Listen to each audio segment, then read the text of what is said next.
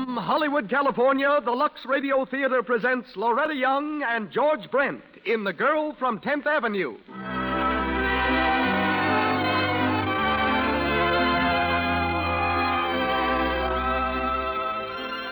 Lux presents Hollywood.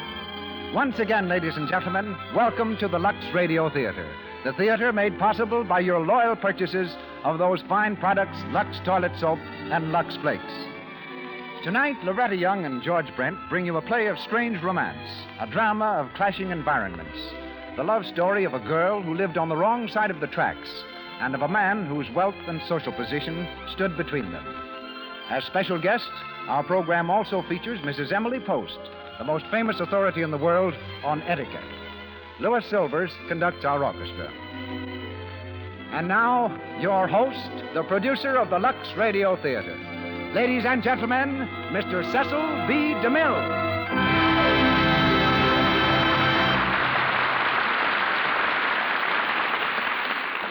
Greetings from Hollywood, ladies and gentlemen. 3 years ago, when I made The Crusades, Loretta Young was starred as Berengaria, not the ocean liner, but Berengaria, wife of Richard the Lionheart, the only queen of England who never set foot on English soil. When the day to start the film arrived, there was no Miss Young. Marooned by a blizzard on the 14,000-foot heights of Mount Rainier, where she was making the call of the wild, her Hollywood arrival was delayed for weeks. I had hundreds of players on salary, so was forced to proceed without her and made the giant battle scenes. When Loretta finally arrived, I started back at the beginning of the picture. But unfortunately for me, the warfare had been so realistic that nearly all the players' costumes were ruined, so tattered and torn that not even Lux Flakes could restore them. And the call of the wild was a lullaby compared to the howl I made when I learned what Miss Young had unintentionally cost me. But all's well tonight, as she becomes Miriam Brady in The Girl from 10th Avenue. Born on a street called Hollywood in Salt Lake City, Loretta has spent most of her life in the town called Hollywood. Her new picture at 20th Century Fox is Four Men and a Prayer. George Brent, who plays Geoffrey Sherwood, is one of Hollywood's most valued importations from Ireland. George left the University of Dublin to join the famous Abbey Players. Since then, he's been a diamond miner, a stoker, a sheep herder, a blacksmith, and an actor on Broadway, with another youngster then destined for stardom, Clark Gable.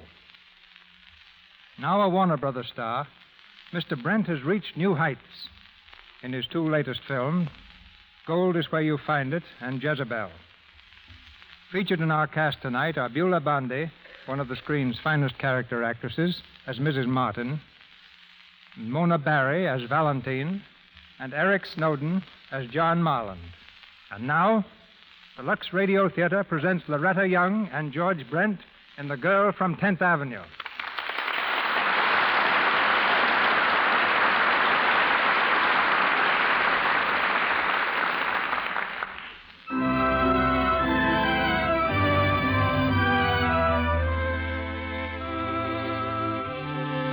An invitation has been issued to the socially prominent of New York City.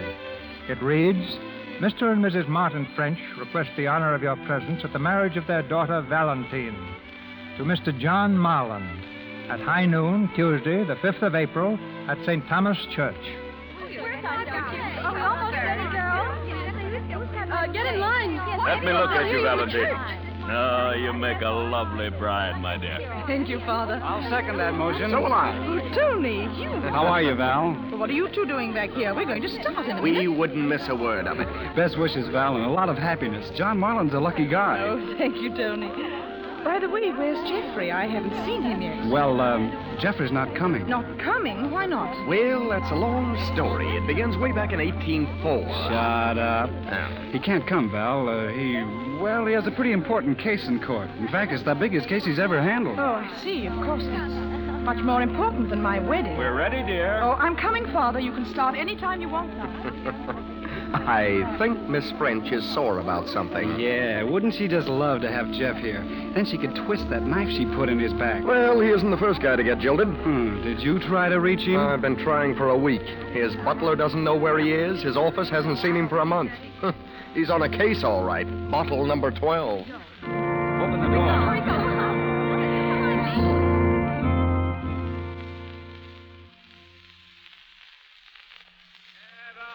Buddy, keep back there. Keep back there now and don't push.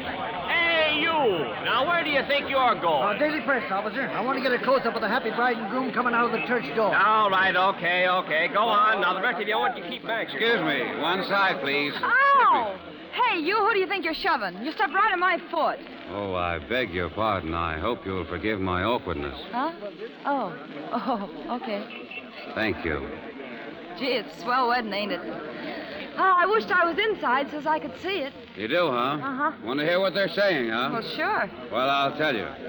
Two people are in there making important promises to each other and trying not to laugh. Valentine, do you take this social register parasite to be a lawful wedded toy, to hate, dishonor, and ignore since it brings material advantages, both social and financial? I do. Say, listen, mister, you better pipe down. Everybody's looking. Shut up! And I pronounce you man and wife, and a cockeyed credit to the country. Here comes the bride. Boom, boom, boom. Oh, why don't you get out of here? You're only going to get yourself in a jam. They'll run you in there. Well, let him book me in a charge. Disorderly conduct. Name, please? Jeffrey Sherwood, Your Honor. Jeffrey Sherwood, the second, the third, the fourth, Jeffrey Sherwood? Well, just call me Jeff. Jeff the Jilter, that's me. Say, listen, Mr. Sherwood. There's a reporter over there. They'll take a couple of nice pictures of you like this, and then they'll ship you off to Bellevue. Huh? Yeah. Oh, am I being conspicuous? Well, a little. You better skid around the corner. Very well. Come on, young lady. Never mind about me. You go along by yourself. Oh, ditched again, huh? All right, then. I'll go with you. Come on.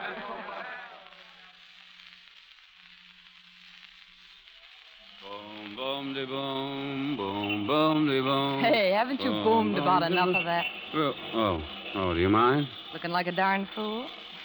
Yes, I do. Well, did the lady walking up the center aisle of that church look like a darn fool? Why should she? Exactly. She paraded up the center aisle with a man she didn't love. Now you're parading with a man you don't love. It's very funny. Yeah, I'm doubled over. Come on. Where are we going now? We're going to get you something to eat. I suppose you remember how to eat. Uh-huh. Vaguely, yeah.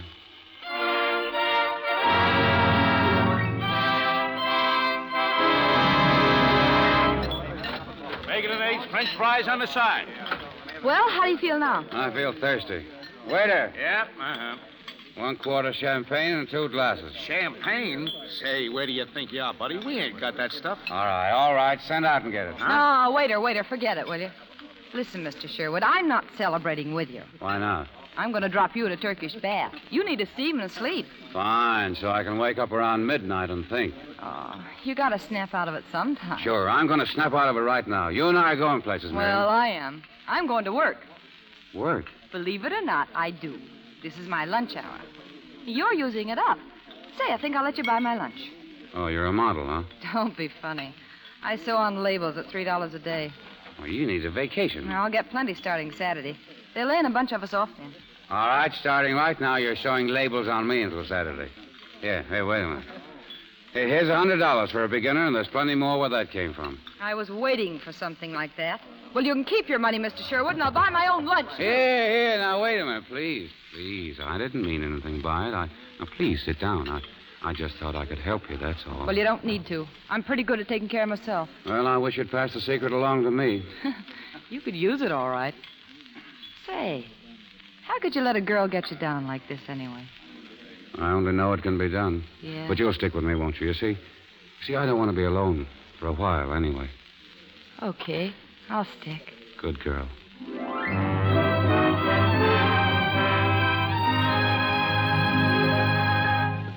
Hello? Hello, is this Bryant 70643? Well, I want to speak to a Mr. Hugh Williams. Oh, well, Mr. Williams, you're a friend of Mr. Jeffrey Sherwood's, ain't you? Yeah, I found your number in a little book he was carrying. I just want to tell you that he's all right. Yeah, he's fine. I've been with him all day. What's... Oh, no, you don't know me. My name's Brady. Miriam Brady. Say, is there any special place you'd like him delivered? Oh, well, wait a minute. What's that number? Oh. Yeah, okay, I got it. I'll try to get in there, only right now he's kind of set on hitting all the night spots. Yeah. Hey, I gotta hang up now. He's coming this way. Goodbye.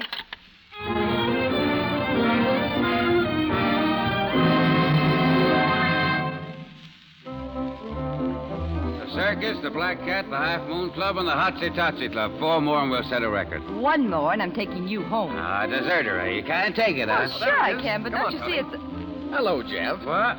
Say, listen. I'm your old friend Hugh, remember? And this is Tony. We all used to go to school together. Evening, Jeffrey. What a nice, depressing sight you are. Go away. Is that a nice way to treat the head of the 4th form? We're going to join the party. How'd you find me? Oh, that was easy. We just went into every nightclub in New York, and there you were. Well, I guess you don't need me any longer, so I'll beat it. No, you don't. Sit down.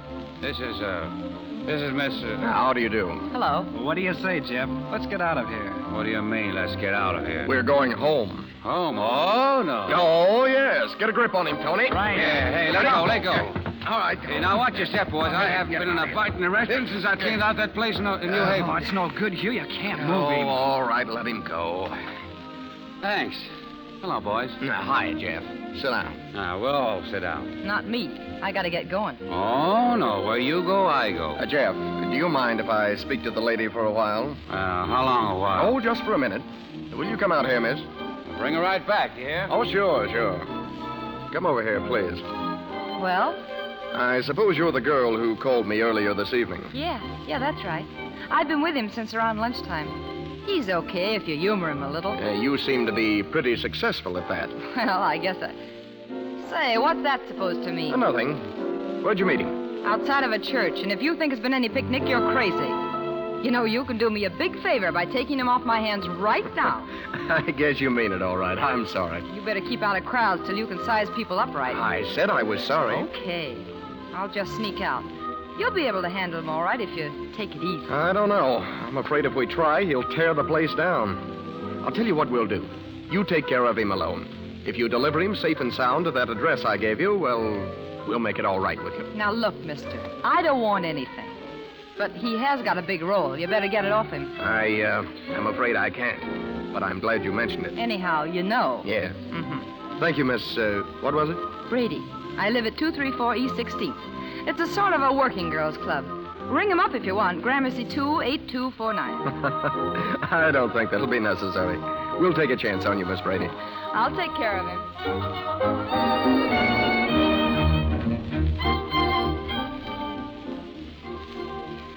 Well, what do you say now? Ain't it about time he was leaving? Now, why don't you stop? You're getting to talk like my friends. Oh, I was only thinking of you, mister. I'm having a grand time. That's the girl. Gee, I never expected to find myself in a joint like this. You've been mighty sweet, Miriam. Keep me from going crazy all day. Oh, that's all right, Jeff. I can call you Jeff, can I? Sure. What time is it? Oh, now, please. Yeah, the boat left the dock a half an hour ago. They're on it now. Valentine French and John... Oh, look, let's dance, huh? What do you say? She's alone with him. Oh, don't, will you? You've been getting along swell up until now. Now, don't go to pieces. Oh, I can't help Well, it. come on, we're having fun. Don't leave me. I can't be alone. I'm not going to leave you. I'm sticking. Look here, I got my arm around you, right around you in a public place, too. You're just like a poor little kid that wants to be petted, ain't you? Oh, let's get out of here. Let's hit those other 4 places. Let's hit them all. Sure, okay, come And don't on. let me down, will you? Don't let me down, Miriam. I won't. Not for a minute.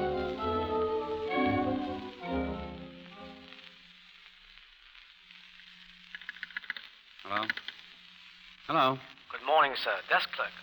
Yeah, well, what I want to know is what desk clerk? Where am I? You're in the Lakewood Hotel, sir. Well, that's very interesting. I don't suppose you could tell me how I got here, could you? Yes, sir. You came late last night. Your wife brought you, sir. My wife? Did you say my wife? Yes, sir. She brought you about 3 o'clock. Good morning. Come in, please. Come over here. What happened last night? Did I marry you? Yes. Oh, the end of a perfect day. Oh, I tried to talk you out of it. Honest, I did.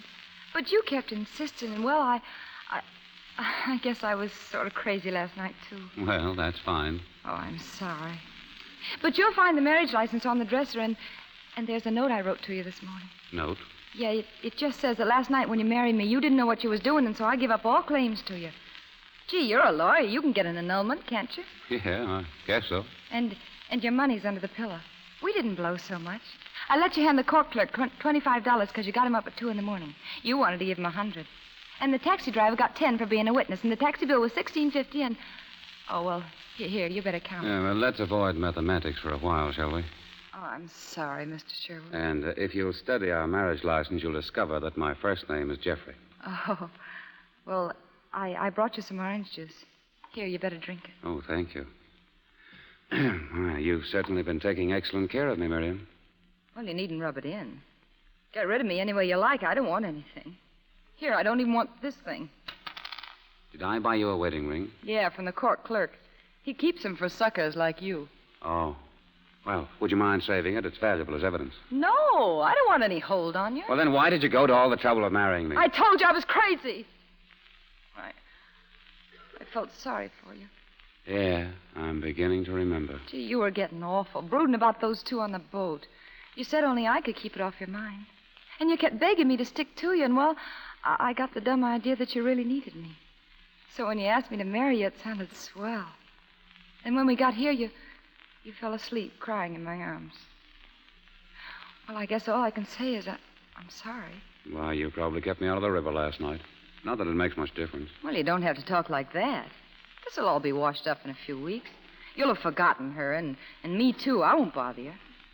You better go back to New York where your friends can look after you. You go if you like. I'll be quite comfortable here. Oh, I get it. You want to stay here alone so you can carry on the way you did yesterday. Oh, I'd be delighted to have you with me, but you'd be better off not.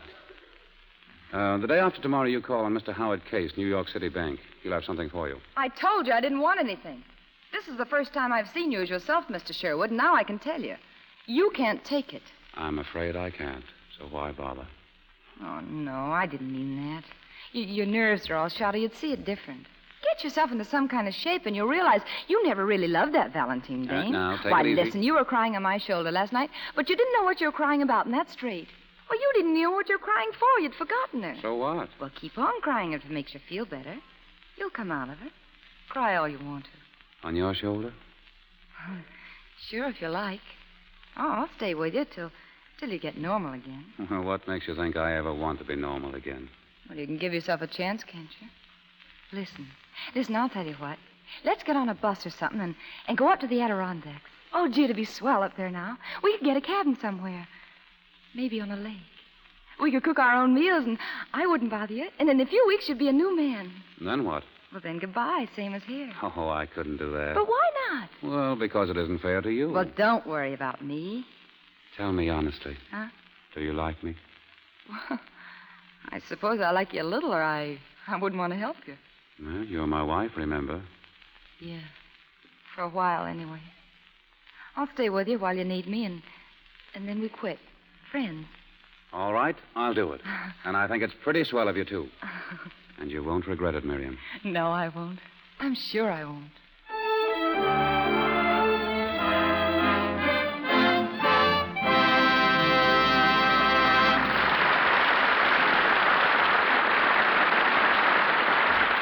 And so ends the first act of tonight's production, The Girl from 10th Avenue, starring Loretta Young and George Brent. Before they return in the second act, we would like to bring you, in our brief intermission, a few excerpts from a unique kind of diary, a musical diary kept by a young lady named Jean, who is in love with a young man named Bill Brown. The diary opens with Jean tired at the end of a long day at the office. It's almost time to go home. I'm tired, but I don't want to go to bed. I've been typing, filing, slaving all day long, and I'm really just about dead. But Bill is coming up tonight. Lucky I know what to do. A Lux toilet soap bath will set me right, make me feel as good as new. An hour or so has elapsed, and Jean sings another song as she dresses after her bath, getting ready to go out with Bill. Hi-ho, hi-ho, it sure is good to know you're fresh and sweet from head to toe. Hi-ho, hi-ho, hi-ho, hi-ho, hi-ho. With Lux, it's just a snap. My Lux soap bath beats a beauty nap. Hi-ho, hi-ho. Jean is singing the last song after she's returned from her date with Bill and is getting ready to go to bed. I clean my face so thoroughly. No cosmetic skin for me. I use Lux toilet soap and then put out the lights and go to sleep. Active lather always scores. No danger then of choking pores. I use Lux toilet soap and then put out the lights and go to sleep. Bill asked me to be Mrs. Brown. He said he thought I was perfection. I laughed but did not turn him down. I owe my thanks to my complexion, so Mrs. Brown will also be careful of her skin, and she will use Lux toilet soap and then put out the lights and go to sleep. Well, you've all guessed by this time that Jean is one of those clever girls who follow the lead of 9 out of 10 Hollywood stars. These smart girls use Lux toilet soap to protect their complexion, to guard against the choked pores that cause dullness, tiny blemishes, enlarged pores, cosmetic skin. They use this fine complexion soap as a bath soap, too, because its active lather ensures daintiness, leaves skin really fresh, delicately fragrant. Our producer, Mr. DeMille. We continue with The Girl from 10th Avenue, starring Loretta Young and George Brent, with Beulah Bundy and Mona Barry.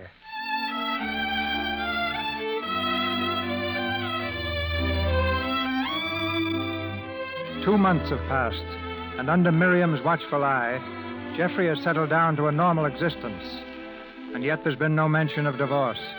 And for the girl from 10th Avenue, the days rush by in waves of hope and happiness. In their modest apartment in lower New York, Jeffrey is working late at his desk. The door opens and Miriam enters quietly. Jeff. Oh, come in. Jeff, I didn't want to disturb you, but there's somebody here to see you. Who? 2 friends of yours. I think they said Tony and Hugh. They've been looking for you. Oh, yes, I've been expecting them to show up. Why didn't you tell them I wasn't here? Well, what good would that have done? You can't go on hiding from your friends forever. The only way is to go out and meet him and keep quiet about me. I don't care what they think. But I do, Miriam. For your sake as well as my own. Well, you better talk it over with them anyway.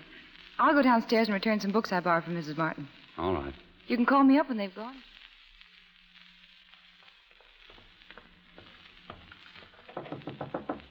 Come in.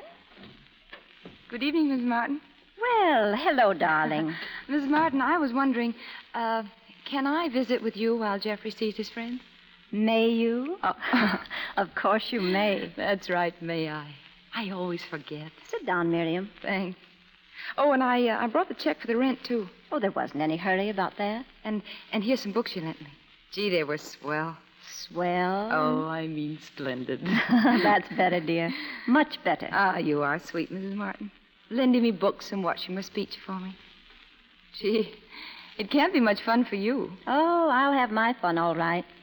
I'll have it the day that husband of yours wakes up and realizes that he can take you anywhere without diluting that blue blood of his. I guess that'll be never. It'll be sooner than you think. You're very pretty, Miriam, and you can wear clothes. That's one thing I learned in the theater, clothes. I'll never forget that little third act ensemble I wore in the last show. It was a green, or was it blue? Well, anyway, it had a little, Miriam, dear. Oh, I'm sorry. What'd you say? What's the matter? Oh, I was just thinking. Here I am, 10th Avenue, trying to learn how to be Park. I wonder if you can do it. I wonder if anyone can learn how to be a lady. Of course you can, dear. If you think it's important enough. Oh, it is. It's very important to be like him, like his friends up there now. And I wonder what they're saying.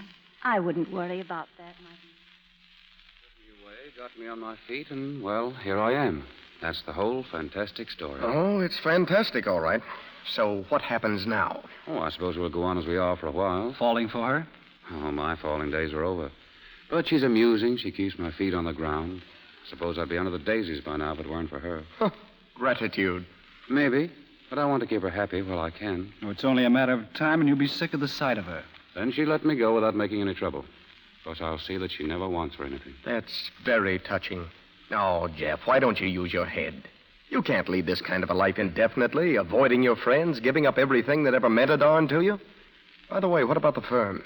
Do they know? They'd be enchanted with this setup. Especially as my chief drag with them was my social connections. Well, I've resigned. No. My last act of bravado before I became a good citizen. Resigned. Well, why not? What's a little thing like a future? Oh, I'm in oil right now. Uh-huh. I'm the New York representative for a couple of new gushers. A substantial bunch of money seems to be imminent. And just to prove to you boys that I'm not avoiding you, you'll find my office address on this card. Thanks. I imagine this might interest Valentine. I doubt it. I suppose you know she's back from Europe. No, I didn't. Oh, she rings up every day to ask if you've been heard from. Why? Anxious, I suppose. Oh, is she? Well, maybe you better relieve her mind.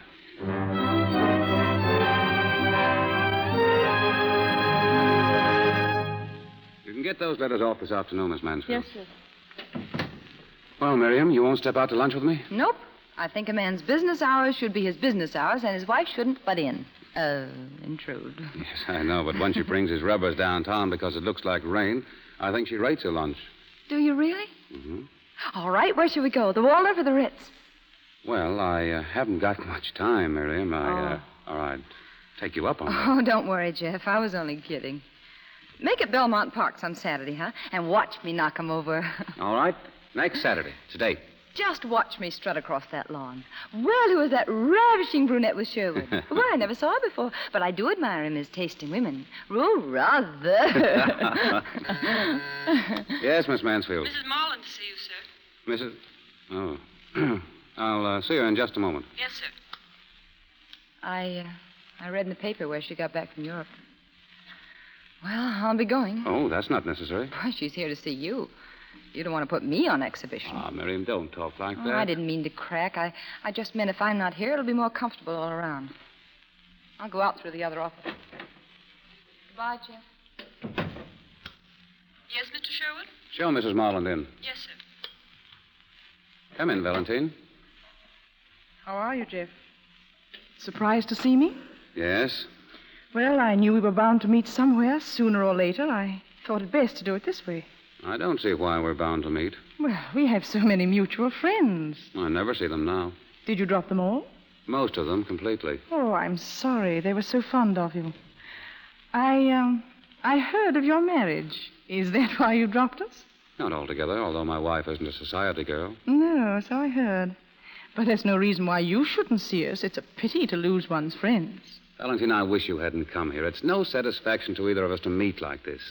You're very practical. Well, so were you when you married Marland. You're bitter, aren't you, Jeff? I don't suppose it would do any good to tell you I've been unhappy, too. I made a mistake, Jeff, a horrible mistake. Oh, do you want my sympathy? No, I want your friendship. Is that so much to ask after what we were to each other? Oh, I can't help you. You've gone out of my world. You're Marland's wife now. And after what we've been to each other, I'm certainly not going to sink to being your confidant. I wish you hadn't come here. Well, you've told me that already, Jeffrey. Well, it's time I was getting home anyway. Goodbye, Jeff. And if ever you think you could forgive me, you know where to find me, Jeff.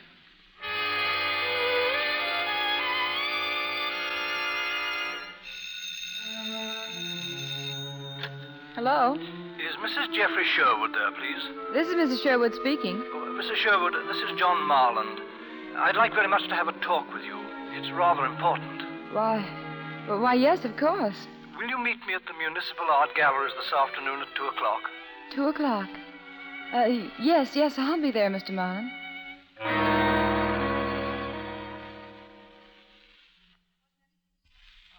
sorry, Mr. Marlin. I didn't know that you and your wife were separated. But I don't see We've how been that living apart for a month. That's why I wanted to see you. Oh. Well, Jeffrey has nothing to do with it, if that's what you're getting at. Not a thing. Not deliberately, no. But indirectly, yes. How do you get that way? Mrs. Sherwood, I'm not looked upon as particularly brilliant, but I happen to know that Valentine is after your husband. Now, listen, Mr. Marlin. Nothing gets by me. I know Jeff's only seen her once since you married her. She came to his office once about 3 months ago. Now, I don't know what Jeff told her, but I can guess. Because she's never come back. You don't know Valentine. Jeffrey's quick recovery was a harsh disappointment. And he means to stay recovered. Why, what do you suppose he stays away from all the places that he and she used to go to for? On account of me? Don't be silly. I begged him to go without me. But he won't. It's so he won't meet her. Oh, he's on to her, all right. Is he? Yes. Do you ever read the scandal column, Mrs. Sherwood? Well, sure, sometimes. Well, you must have missed this. Read it, please. Why is a certain young social registrar who belongs to America's swankiest country clubs playing around the municipal golf links, and with whom? Your husband has taken to playing on the municipal links, hasn't he? Well, if Jeff had met her, he'd have told me. She's only been at it for a week. Give her time. Well, there's nothing I can do about it. It's entirely up to you, Mrs. Sherwood. Yeah. I'd let her have him if I thought he'd be happy. He wouldn't be, any more than I've been. But somehow I can't bear the thought of losing her. I know how it is. Well, good luck. Thanks.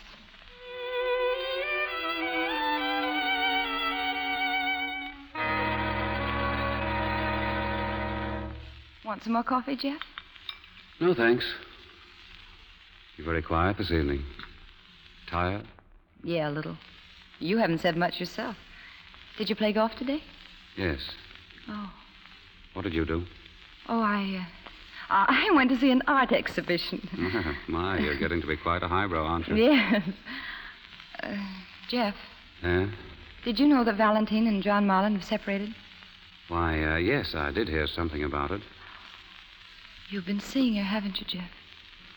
Yes, as a matter of fact, I happened to run into her on the golf course the other day. She told me all about herself and Marlon. Oh. It's almost out of her mind. You know, she had to talk to someone. Yeah, and you were that someone. Well, why not? After all, I'm one of Valentine's oldest friends. Well, she certainly treated you like one. Now, look here, let's not get onto a dangerous subject. Oh, you're right. Your friends are none of my business. But when it comes to that woman, I can't take it. Now, listen, Miriam, you and I might as well understand each other right now. Yeah? I'm going to call on Valentine tonight. She's pretty much alone in this row with Marlon. She's asked me for advice, and, well, the least I can do is give her what little help I can. But her husband loves her, Jeff. Perhaps. Do you? Now, Miriam, up until now, we've kept away from this subject very nicely. But she's no good. She's a heel. Why, what did she do to you? She left you in the gutter, and because I picked you up, made a man out of you, she can't bear to keep her hands off of you. Why, she's nothing but a dirty... Good night, Miriam. Jeff, wait a minute. Jeff, come back, please. Yes, Miriam? Oh, Jeff, I'm sorry. Really, I am. It's all right, Miriam. Oh, I'm so sorry.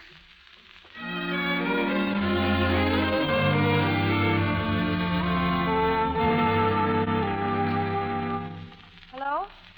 Hello, is this Mrs. Marlin's house? Yes, this is the Marlin residence. Well, I'd like to speak to Mrs. Marlin, please. Who is calling, please? This is Mrs. Jeffrey Sherwood. One moment, please. Hello, dear. Oh, come in, Mrs. Martin. I'm calling that woman. She'd been trying to see Jeff. My dear, you... Hello? Wait a minute. Yes? I'm sorry, madam, but Mrs. Marlin can't talk to you. Oh, I get it. You mean she won't, huh? All right, then you can tell her this for me, that if she doesn't... Give me that phone. You mustn't do that, Miriam. She'd only tell Jeff you were annoying her. Oh, I'll annoy her, all right. I'm going out to her house, and I'm going to see her. You'll never get any place that way, Miriam. But she's running after Jeff. He'd have kept out of her way, and now she's running after him. But I'll stop that, Mrs. Marlin, if it kills me. If you let yourself go haywire now, Miriam, you'll spoil everything. I can't help it. I'm nearly crazy. Jeff's going to see her. She asked him to. Very well. You want to frighten her off, but you can't do it, making a scene outside of her house. And that's just as far as you'd get. Yeah, that's right. She'd love to throw it up to Jeff that he married a gutter snipe. All right, I'm learning. I've learned a lot, thanks to you. I can walk into the Waldorf and conduct myself like a lady just as good as she can. The Waldorf? Yeah, and why not? I'll give that dame a shock. Did you see tonight's papers? Oh, this is good. Wait a minute. What are you up Well, to? wait till I find something. I saw it a while ago. She's giving a luncheon at the Waldorf for about 10 of her lady friends. Some swell club or something. Here it is. And it's tomorrow. Miriam, you won't make a scene there, I hope. Scene? Nothing. Why, I'm going in there and get a table right next to hers. And I'm going to have a bellhop paging Mrs. Jeffrey Sherwood until it makes her ears ache. And maybe when she gets an eye full of Mrs. Jeffrey Sherwood, she'll come to realize I'll show up better in a divorce scandal than she expects. As a matter of fact, Mrs. Martin, when she and her friends are good and interested, I might go over and introduce myself. Oh, good heavens. You better come along, darling, and see the show. Oh, my dear, I wouldn't miss it for the world.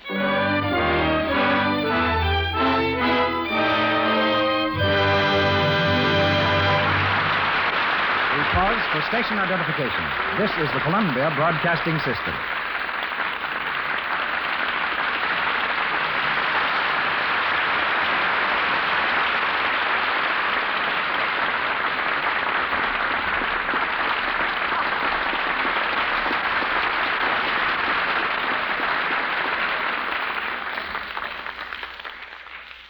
Loretta Young, George Brent, and our all-star cast have concluded the second act of The Girl from 10th Avenue. They presently return in Act 3. Our play presents a conflict between two social classes. A girl of humble circumstances suddenly thrust into the realm of fashionable society. Just as first impressions are vitally important in our play tonight, so are they important in real life.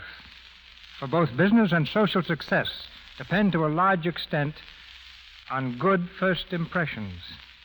Impressions which correct manners often make, or their absence mar.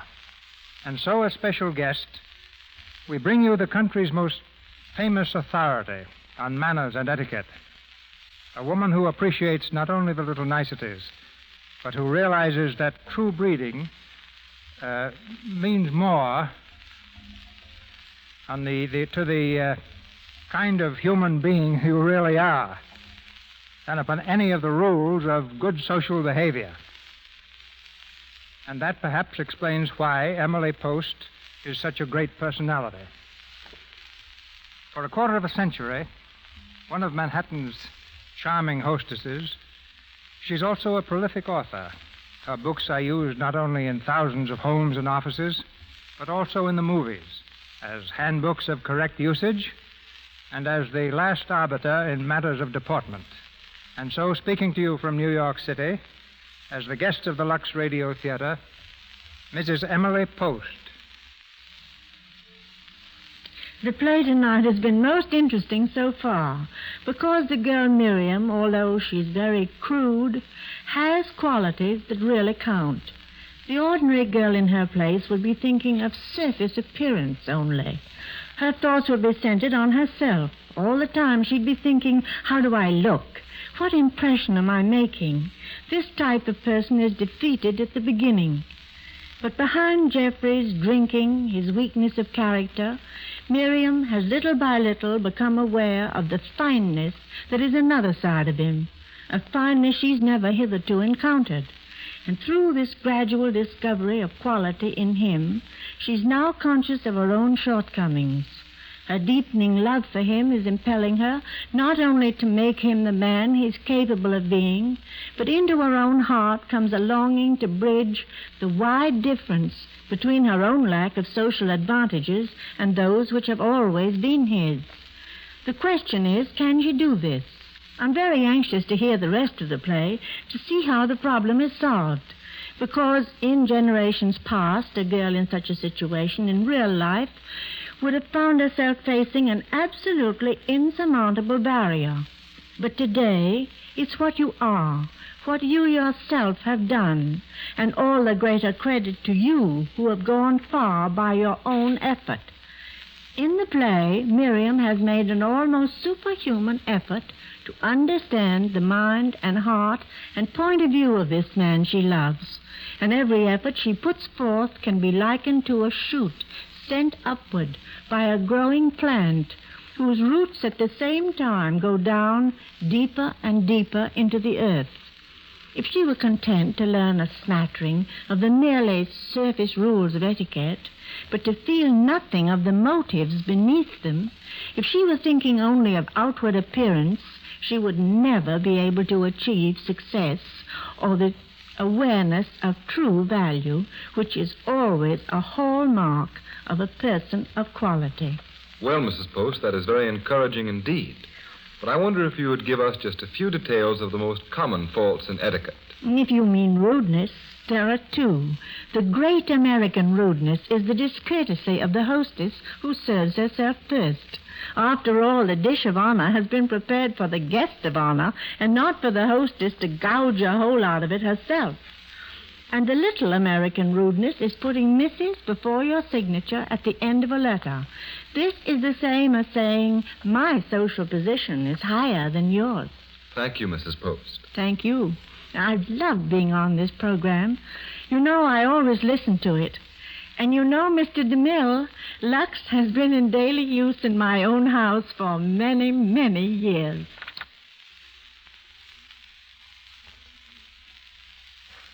We're grateful, Mrs. Post, for your contributions to more gracious living.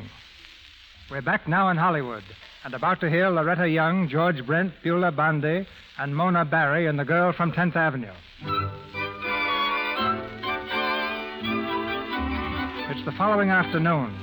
Determined to show herself off to Valentine Marland, Miriam has ordered a table in the Waldorf dining room, a table just across the aisle from Valentine's luncheon party. The Girl from 10th Avenue is very much the lady as she makes her entrance with Mrs. Martin. Two, madame. Yes, two, please. We've ordered a table. Mrs. Jeffrey Sherwood is the name. Yes, madame. This way, please. Head way up, darling, and walk slowly. How's this? Splendid. Hey, there she is. Don't nudge, darling. Where? There. Right over there near the palm. See her? She's the one with the awful hat. Yes, I see her. Oh, I guess this is the table you ordered, huh? But it's behind her. I ought to be facing her. All the better. Tell the waiter it won't do. Oh. And be sure she hears you. Raise your voice, but just enough. And watch your grammar. A couple of them are looking at us now. What an entrance. Halfway across the room. Why, Mrs. Martin, there's a man who wants to bow to you. Where? Oh, just a Belmont tout. Ritz him. Right here, madame. Go ahead, darling. Here? You mean this is the table? Yes, madame. Oh, but I've no intention of sitting behind this pillar. I said I wanted a very good table. But, madame, I telephoned this morning. Mrs. Jeffrey Sherwood. Sorry, Mrs. Sherwood. Perhaps if I could move the table. Yes, do, please, by all means. Put it on the other side of this party. There seems to be room. At once, madame. Emile, Jack, move the table for Mrs. Sherwood. Thank you very much. Not at all, Mrs. Sherwood. There. Will you be seated? Emile, a menu. Any luck yet? I don't know. She glanced over here once. Oh, she's looking now. Quick. Wave at someone across the room. Hello? Oh. What's the matter? Miriam. What? Oh, you would pick an acquitted murderess. Oh, well, dear. Never mind. Just make conversation and get your name into it. Yeah. Well, don't worry about that. Well, here we go. Oh, it was very amusing, Mrs. Martin. Was it, my dear? Yes, you see, we met on Fifth Avenue just the other day, and he said to me, "Why, Mrs. Sherwood, how do you do?" Oh, my dear, then he knew you were married. But of course, darling. Why else would he have called me Mrs. Sherwood? She got it that time. Valentine? Yes, she's looking over this way. Yeah, I see her. And now that I'm getting a good look at her, she's not so hot. Oh, mind your expressions, darling. We'll just sit here quietly and give her a very bad half hour. She's impressed, all right. She knows now she's not taking on any tramp. Oh, darling, you're under a terrific strain, so do confine yourself solely to pantomime. I'd love to sock her on that stuck-up nose of hers. Look at her giving me the dagger eye. What a washout that one is. Stop glaring at her like that. I can't help it when I think of Jeff going to see her. You're to frighten her off by appearing superior to it all. Isn't that the idea? Well, I'm not feeling like that. Well, you must feel it to look it. You must submerge yourself in the part. Now, remember, you're a lady well-bred and refined. Yes, I'll remember.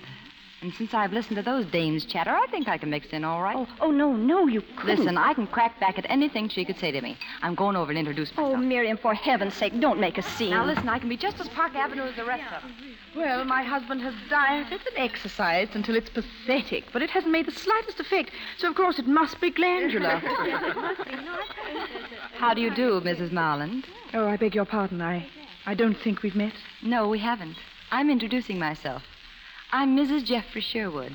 Oh, are you really? I thought since you and Jeff were such good friends, we ought to know each other. Indeed? Yes. Well, perhaps you are not aware this is a private party, Mrs. Sherwood. I think it's delightful. Waiter, bring me a chair, will you? Will you go away, please? Here you are, madam. Thank you. This is the most preposterous thing I've ever heard If of. you'd talked to me on the phone last night, I wouldn't have come here. But I'm curious to know what you want of my husband after you threw him in the gutter for a richer man. Would you mind telling me? Well, I'll have to go, I'm afraid. If you do, my dear, I'll put this grapefruit smack in your face. Oh, You know, I'm awfully sorry I had to say that to you, but you're not sport enough to talk to me, and so I've got to make you. You know, when you got through with Jeff, he was ready to jump in the river. You'd probably have felt flattered if he had. Well, I put him on his feet again. Now, is there any reason why you can't leave him alone? Perhaps he feels he belongs amongst his own kind of people, my dear. When Jeff feels that way, he can go, and he knows it. But I don't intend to have him stolen from me, and especially by you. You haven't the slightest idea what you're talking about. Oh, yes, I have. He wouldn't have gone near you of his own accord. You looked him up, and then you played on his sympathy. Why, you miserable little street You need gamin. his help, do you? Because that good-natured husband of yours, whose money you're spending, abuses you? Why, you horrid little blackmailing... You wouldn't like to throw grapefruit, would you? You miss me, darling. You know, sometimes I do that, but I have a much better aim. Good afternoon, ladies.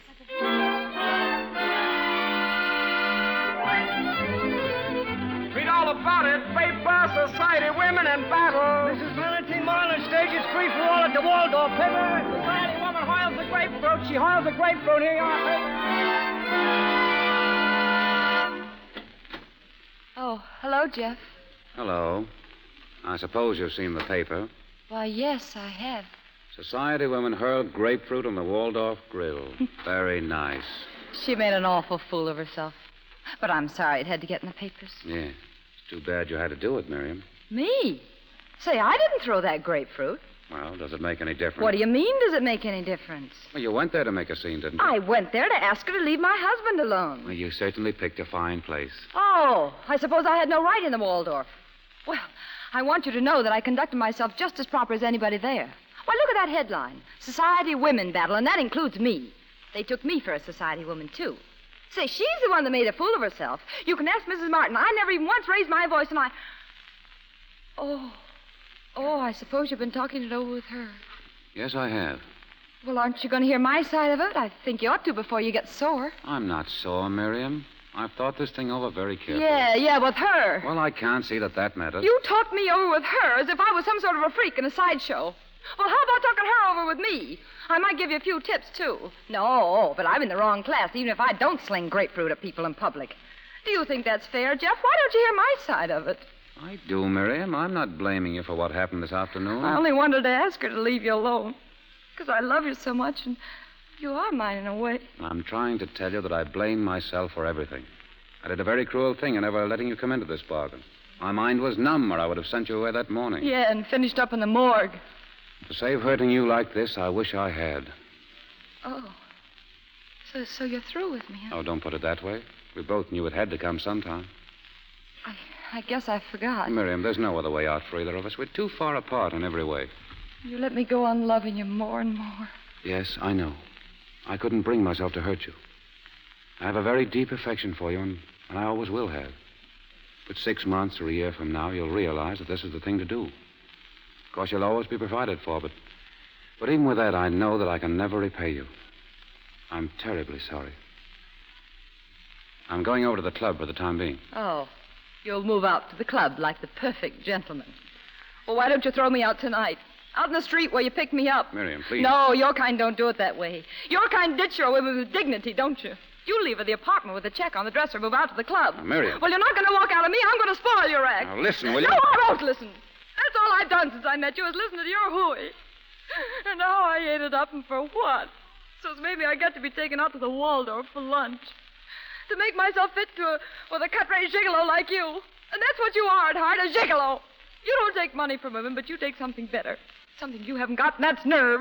Why, you can't even stand on your own feet. The minute a woman steps out from under you, you flop in the mud, and you lay there till another woman comes along and picks you up. And that's what I did. I guess I was lonely and I wanted a little love. I thought you wanted love, too. But you don't know what that means. And now that you're the big, strong, stuffed shirt again, the vulgar little fool who helped you out might cramp your style. He's embarrassed at the way she holds her fork, and so he's taking his topper and his dress suit and he's moving out of the club. Well, get this. You're not working out on me. No heel in the world can do that because I'm working out on you. Miriam!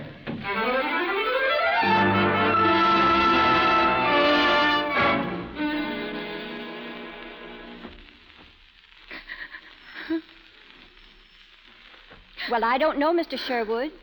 Right now, she's packing her grip. Well, I'll ask her.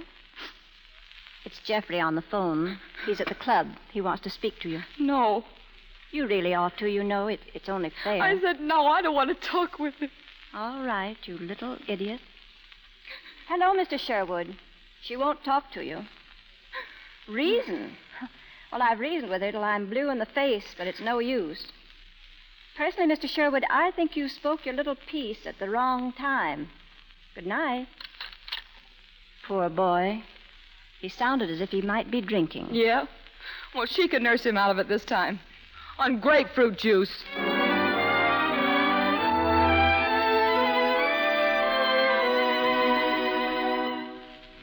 Well, for heaven's sake, Jeffrey, sit down. Pull your chin up, darling. What's the matter with you? Oh, I've been trying to reach her all night. She won't even speak to me. Well, I think that settles the whole thing beautifully, don't you? As a matter of fact, I don't see what you have to speak to her about anyway. What did you want to speak to her about? What? Oh, well, I don't know. I just want to speak to her, that's all. After all, I do owe her something, you know. Do you? Well, pay her off, darling, and consider yourself well out of it. I'm sorry, Valentine, but it's not quite as casual as that. We're married. Maybe you don't think that's very important. Well, you needn't raise your voice, Jeffrey. Oh, I'm sorry. Oh, darling, what's the matter with us? Why are you letting this thing annoy us? Come here. We're going to be happy, Jeffrey. After all this mix-up, things are going to straighten out at last. She'll get a divorce, and John's going to give me one. He's coming here this evening. He's, what for? Well, talk things over. We have to make a few arrangements. Well, did you tell him I was going to be here? Of course not. Why should I? Well, you knew I was going to be here. Oh, darling, don't be so naive. Poor John, you know, I feel rather sorry for him. But it's rather amusing as a situation, I mean. Yeah, well, Valentine, I don't like this. Why not? Well, because it isn't fair to your husband. John Marlin's in love with you, whether you like it or not. I don't see any reason for rubbing his nose in the dust. Well, I think I know how to handle my affairs, Jeffrey. Well, that still doesn't justify this. I'm not in love with my husband. We're making plans to separate. It's no different from what you're doing, from that street gammon. There's all the difference in the world. And don't call her a street gammon. Are you defending her? Yes, I am. You sound as if you're in love with her. Well, I am. What? Well, I said it, didn't I? I mean, you heard me, didn't you? And, I didn't know it. Well, I am in love with her. Oh, all right, then. Go back to her, and I hope she throws you out again. Well, thanks. I'm getting used to it by now. Oh. Up. Oh, sorry, Sherwood. Hello, Marlin. Are you in love with your wife? Why, yes. Sorry, old man. Goodbye. Valentine, what? Oh, what John. did he... Valentine, look at me. Oh, John, darling.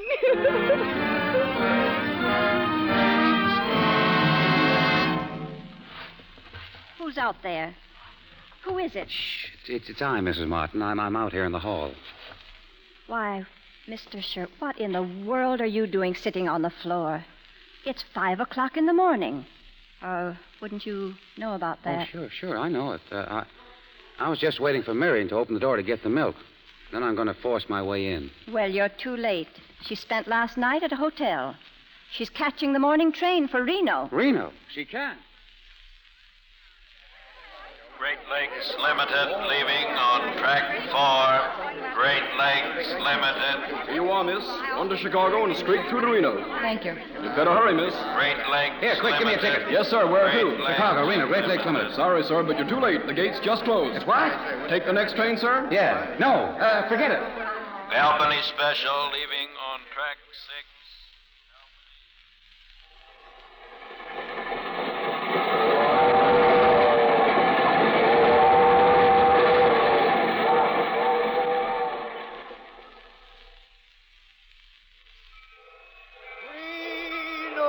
Reno. There your grip, miss? Yes. Hotel Reno, please. And where can I send a wire? Right over there, miss.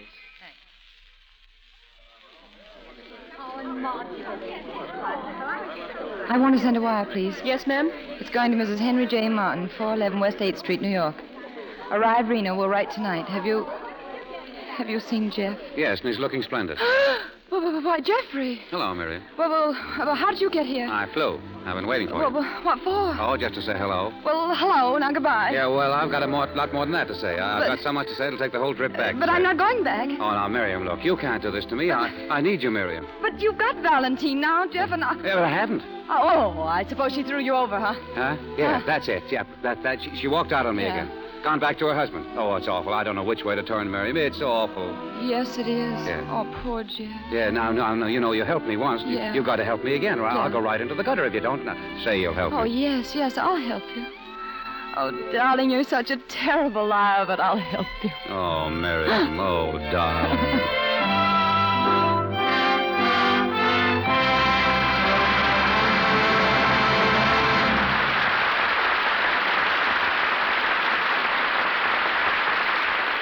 We say goodbye to the girl from 10th Avenue and raise our curtain once again to bring back Loretta Young and George Brent as themselves.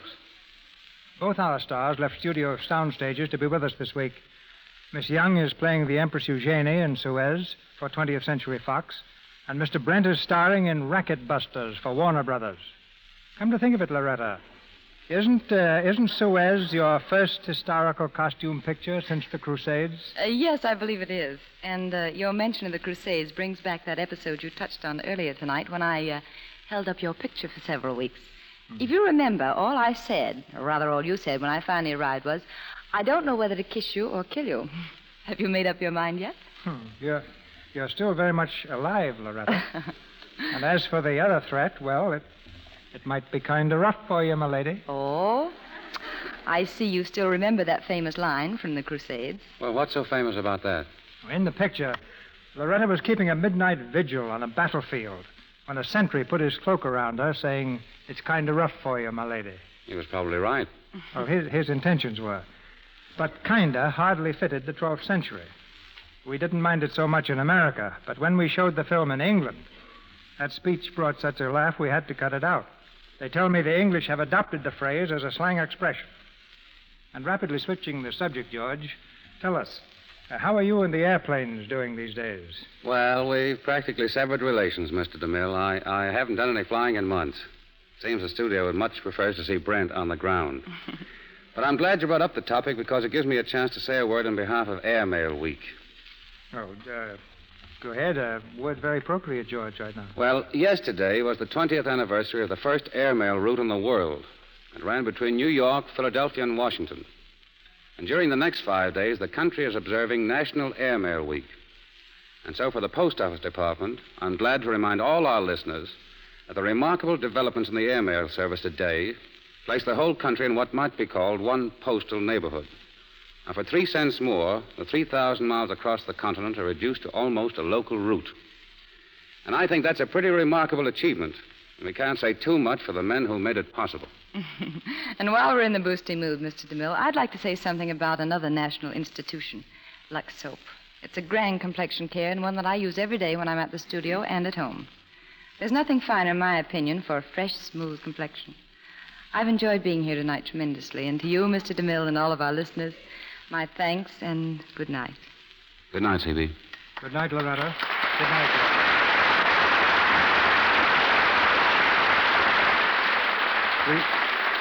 We steer our course next Monday night toward the rising sun, to Singapore, that distant island lying off the tip of the Malay Peninsula. Against this exotic background, in a land of steaming jungle and riotous color, our play is set. Backed by a distinguished record on stage and screen, its title is The Letter. Its author, W. Somerset Maugham. And starring in The Letter, making her first appearance since her return from England, you'll hear that beautiful and brilliant actress, Merle Oberon. And co-starred Walter Brennan, Ralph Forbes, and Nigel Bruce.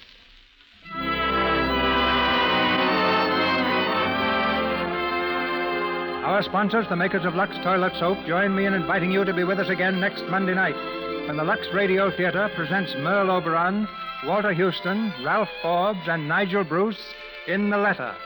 This is Cecil B. DeMille saying good night to you from Hollywood. Louis Silvers appeared through courtesy of 20th Century Fox Studios, where he directed music for the new Jane Withers film, Rascals. Heard during tonight's performance was High Ho from Snow White and the Seven Dwarfs. This is the Columbia Broadcasting System.